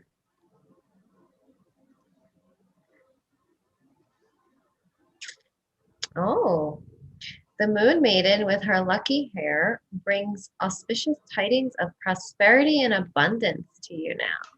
Oh, That's perfect. exciting. Yeah. We love prosperity and abundance. Huh? It's always welcome. Yeah. On top of it all, I feel like that's like the icing on the cake. Abundance. Yeah. Gifts of abundance and prosperity are flowing to you now. You are being asked to open up to what you believe is possible and then open up some more. Allow the good fortune in all its forms to come to you. Don't limit what you are capable of attracting with false beliefs about how much you deserve or what you are worthy of having. Amen. Wow. Amen. Amen. Yeah. Wow. How many of us put limits on what we think we deserve in life or what we think we're worth, what our worth is?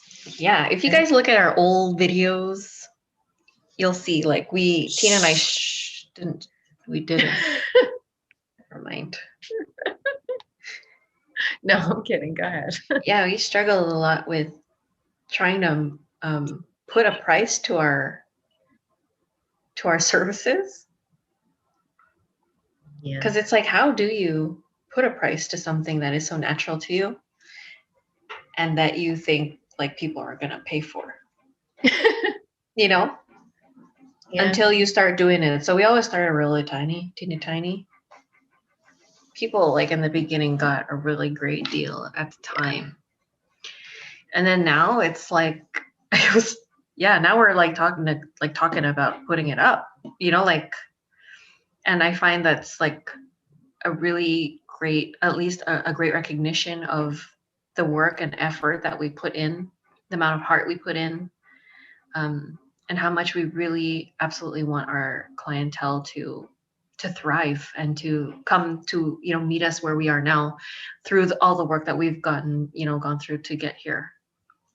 And but yeah, I'd say like what 98% of our clients are actually extremely satisfied. Yeah. And same for you, Maureen, is charging what you're worth. And oh my god, I love her stuff. I will see, I like, every time you know. share it, I was like, oh my god, it's so good. You should It's like write down beautiful. your business. Yeah, do you have a website? You should put it in the comments, Maureen. Yeah, see, she struggles with pricing her art. Yeah, it's hard. It's hard. Right. And How do you do that, right.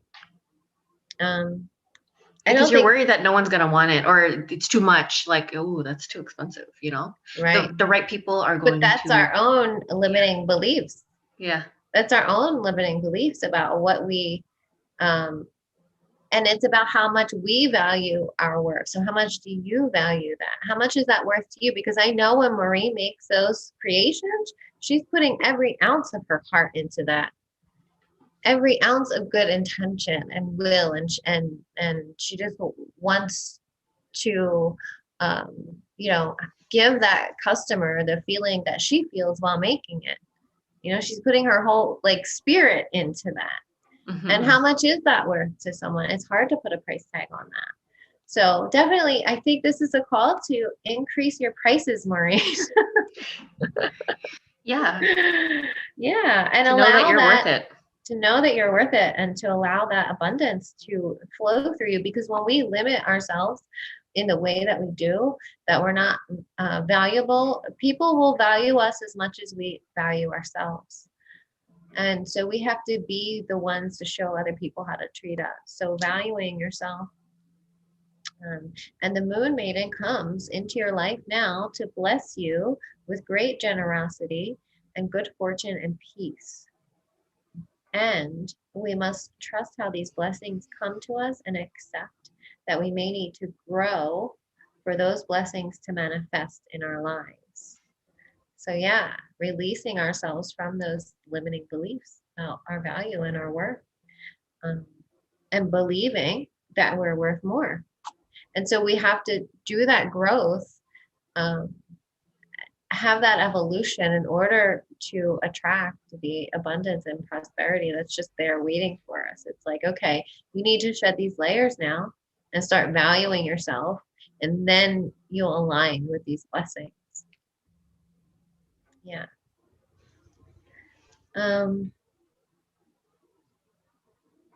Yeah. No matter what those blessings come as. So, whether it's a new life path or a partnership or career, maybe you're stepping into doing that full time, and yeah, and having the financial abundance to back you.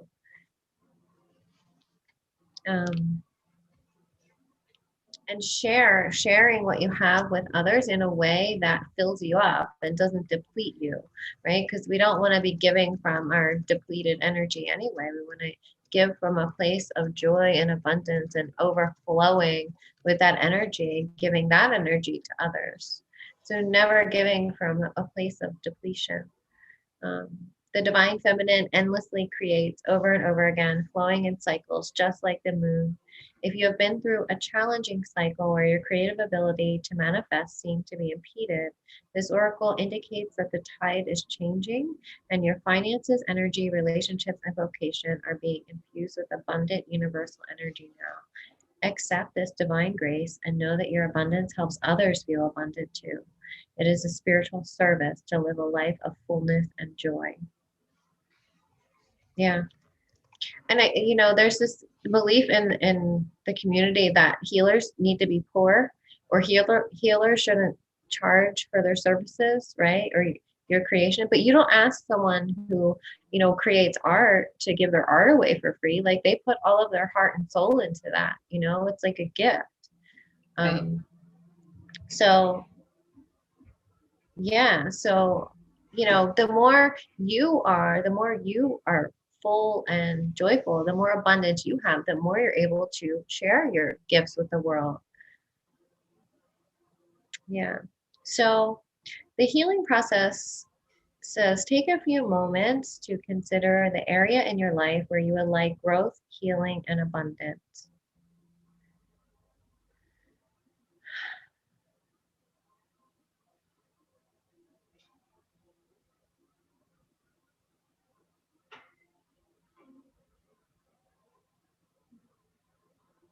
Prosperity and good fortune have many faces. Material wealth is one, and relationship is another. Professional success might be another, and spiritual fulfillment and creative expression are yet other faces. What are the faces of abundance that you wish to experience more of in your life? So, asking yourself, where do you want to be abundant?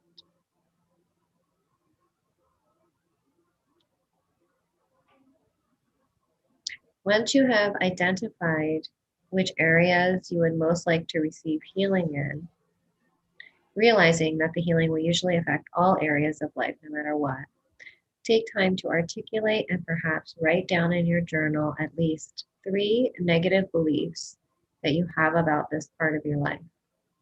Then consider 3 positive situations that you would like to experience and perhaps write them down in your journal. Gently close your eyes and imagine that you are in a mystical place with the full moon in the deepest night shining bright. Go ahead.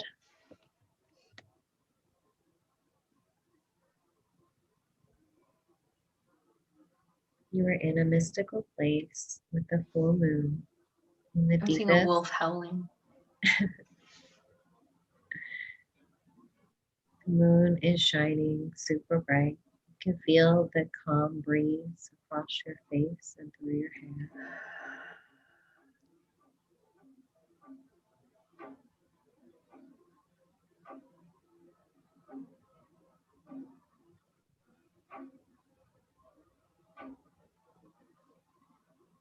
Imagine Kuan Yin dancing with beautiful light all around her. Lotus blossoms pouring from her feet and golden light shining toward you from her hand.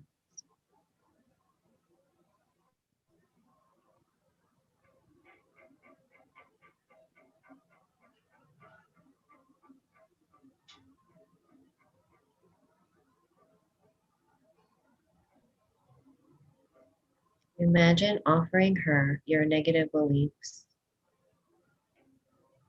I'm not good enough. I'm not worthy enough. Whatever that is. What do you believe about yourself? I'm not worth that much money, or whatever it is. Give them over to her. She will take them. And allow her to shine golden light from her hands, flooding these beliefs with light and transforming them into positive energy.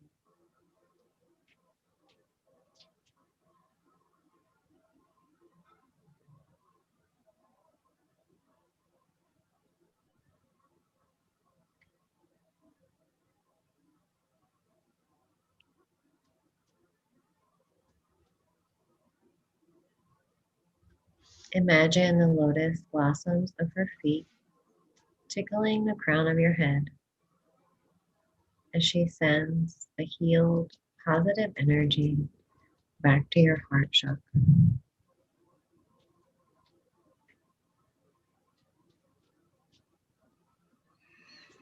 Imagine breathing it in,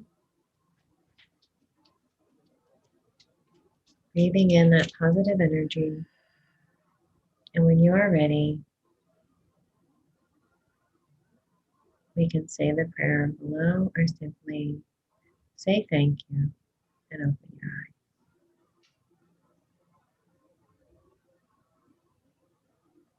Thank you. So just repeat after me. I now choose to release negative energy, I now choose to release negative energy, negative beliefs, negative beliefs, and negative memories and negative memories, connected with abundance, connected with abundance, money, money, relationships, relationships, success, and well-being. success, and well-being. I offer these for healing I offer these for healing to beloved Moon Maiden, to beloved Moon Maiden, Kuan Yin. Kuan Yin. May she turn the heaviness of these offerings May she turn the heaviness of these offerings into golden light. into golden light. May I receive this golden light May I receive this golden light into my heart. into my heart. Good fortune and blessings Good fortune and blessings flow to me now. flow to me now. May I share as I receive. May I share as I receive. May I flow with joy, May I flow with joy, abundance, abundance, and divine grace. and divine grace Through the blessing through the blessing of the divine Kuan Yin. of the divine Kuan Yin. So be it. So be it.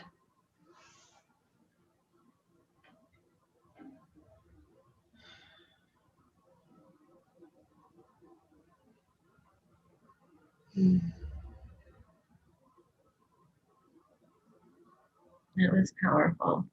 Mm-hmm. Did you resonate with that, Mel?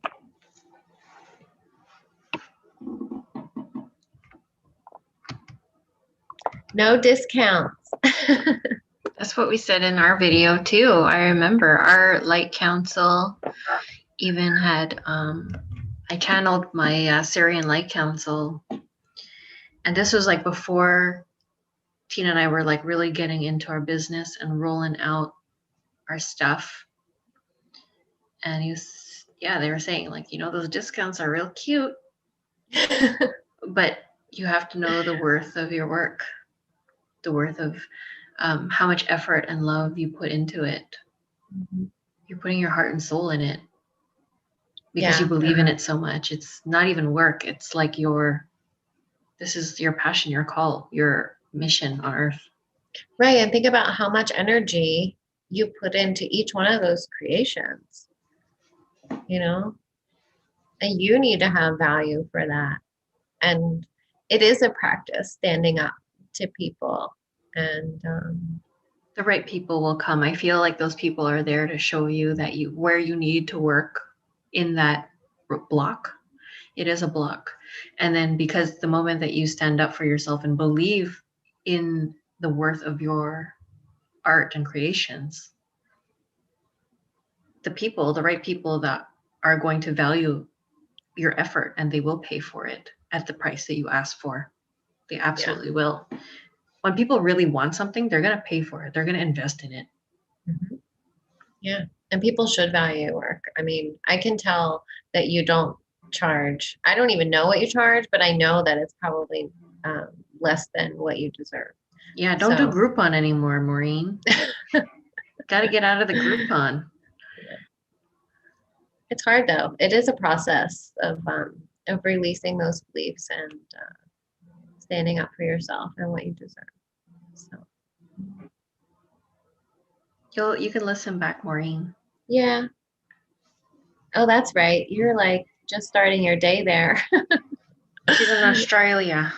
It's like what? Oh my God, it's 12:30 here. I didn't realize how late it was. It's like 2 hours we've been streaming. Oh wow. Yeah, Renee messaged me and she said totally resonated. Like absolutely. Oh good. Yay. I'm glad. Did we miss anyone? Is that it? Okay. I'm going to pull a final card for the collective. Pick a number. 5. Sacred Rebel again. Deck of the night. This deck is awesome.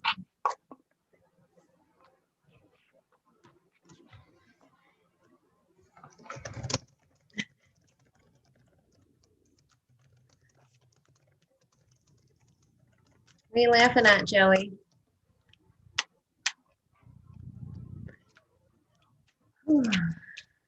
I think it's because there's all these rebels on here. All our friends are rebels. Like attracts like. 32%? No. Yeah, it's just showing you what you need to look at. Oh, again, faith in the process. Second time tonight. See? Wow, that's a really strong sign.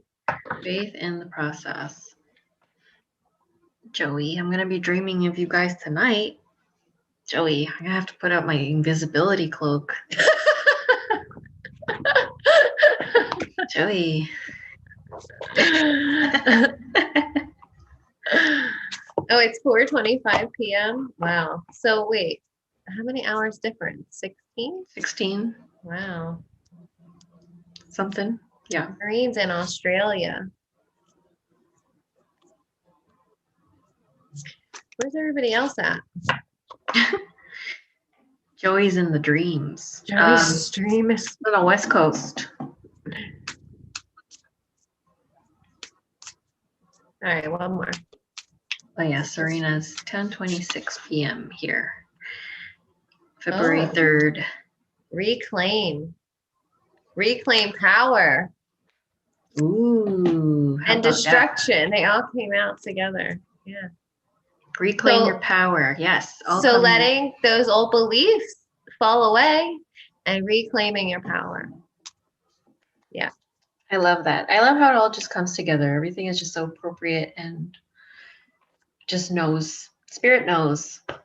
Spirit is just amazing. See, that's magic. That's so magic. Yeah. And not only that, the revolutionary popped out with it too. How about that? See? 360. 360. Yeah. That's wild. Oh my God, I love it. Just make sure it's see-through and visible. Okay, Joey. Joey, come on. Calm down, Joey. Joey. Okay. Oh, you erased it. Don't worry, I already saw it, Joey. Can't hide. You're in a room full of witches, Joey. Yeah, Joey. Can't hide. I got mom eyes behind my head. Okay, well, thanks for hanging out with us, guys. This was really fun. I hope you enjoyed the readings. Yes, guys. I know I said it already, but please like and subscribe to our channel if you haven't already. Click on the bell. Yeah, it so really you does can join help us for out. these lives. We like the lives because then we get to interact and we get to laugh together and grow together. Yeah. Plant seeds together. It's fun. Yeah. We appreciate y'all being here. And